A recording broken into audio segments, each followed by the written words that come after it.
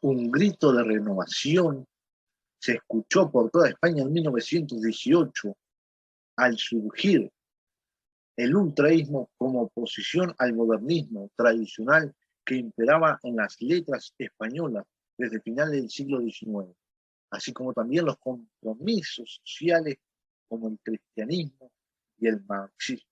El prefijo ultra de ultraísmo proviene del vocablo griego que se traduce más allá.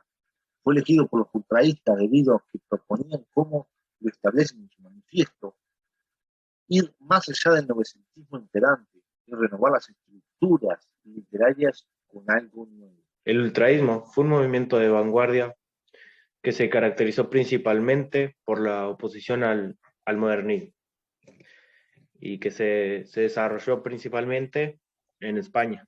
Se desarrolló principalmente alrededor de 1918 y fue un movimiento muy influenciado, digamos, por el futurismo italiano. Dentro de este movimiento se destacaron varios nombres, digamos, en especial del argentino Juan Luis Borges, durante la estadía en España del mismo. Y lo que hizo fue, cuando regresó a Argentina, llevó consigo este movimiento, llevó consigo el ultraísmo, donde le dedicó varios grupos y revistas a dicho movimiento. ¿Cómo se difundió el ultraísmo? El ultraísmo contó con varias revistas que fueron el principal elemento de difusión en ese entonces. ¿Qué fueron? En Grecia, Sevilla, Madrid, 1918 a 1920. Y Biltra, en Madrid también, en 1921 a 1922. Sin embargo, otras revistas como fueron la AFAR, La Coruña, Reflector, que también se hizo en Madrid, Roncel, Vigo, y Horizonte, también de Madrid.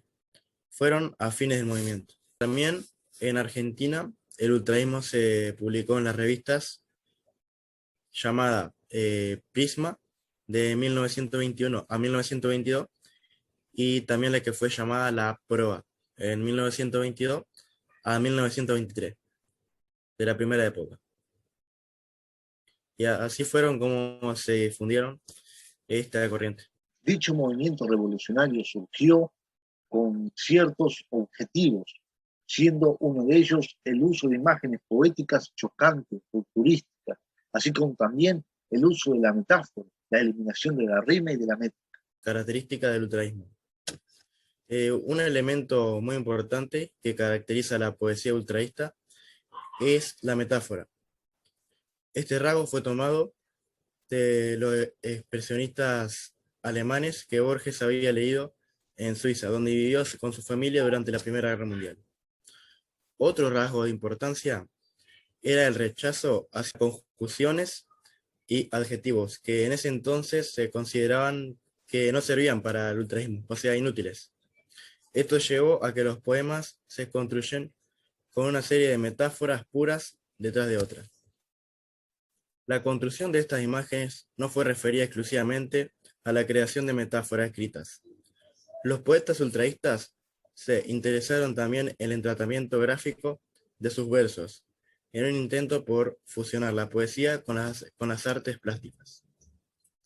Por ese motivo fue que se dice que el ultraísmo esqueletizó la poesía, por haber reducido su expansión más pura y menos adorada.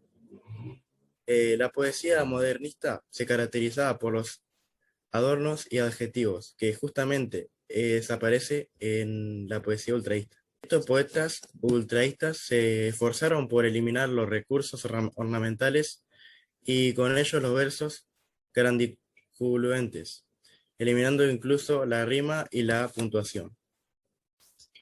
De igual manera, se oponían a la poesía confesional, es decir, a la transmisión de valores ideológicos o religiosos a través de ella.